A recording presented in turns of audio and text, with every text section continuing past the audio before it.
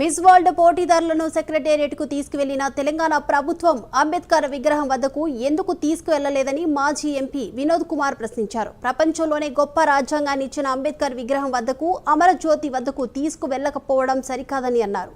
CM Revanth Reddy తన పొరపాటును సరిదిద్దుకోవాలని తెలిపారు. జూన్ 2వ తేదీన మిస్ వరల్డ్ పోటీదారులను గవర్నర్ వద్దకు తీసుకువెళ్లే ముందు ఈ రెండింటిని చూపించాలని వినోద్ కుమార్ సూచించారు.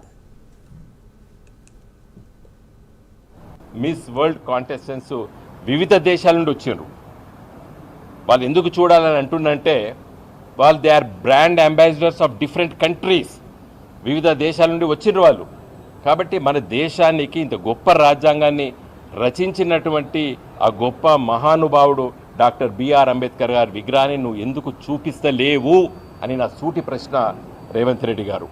ఇంకా సమయం ఉంది, ఈ తప్పిదాన్ని మీరు దిద్దుకోవచ్చు. కాబట్టి వెంటనే ఈ 2వ తారీఖు లోపట వాళ్ళని డాక్టర్ బిఆర్ అంబేద్కర్ స్టాచ్యూని చూసే విధంగా ఏర్పాట్లు చేయాలని చెప్పి నేను డిమాండ్ చేస్తున్నాను. అదేవిధంగా 2వ తారీఖు నాడు మన రాష్ట్ర అవతరణ దినోత్సవం గవర్నర్ గారి దగ్గర తీసుకెళ్తున్నారు, మంచిది. ఎందుకంటే మన గవర్నర్ గారు తీసుకెళ్లే ముందు అక్కడ ఉన్నటువంటి అమరజ్యోతి ఏదైతే తెలంగాణ రాష్ట్ర ఏర్పాటు కోసం 1969లో దాదాపు 360 మందిని కాల్చి చంపినటువంటి నాటి ప్రభుత్వానికి మరి అమరులైపోయారు వాళ్ళు.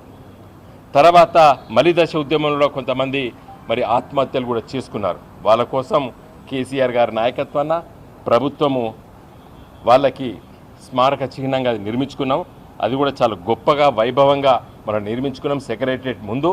నువ్వు సెక్రటరియట్ చూపించినప్పుడు ఈ 2 ఎందుకు మర్చిపోయినావు అని చెప్పి కూడా నా ప్రశ్న.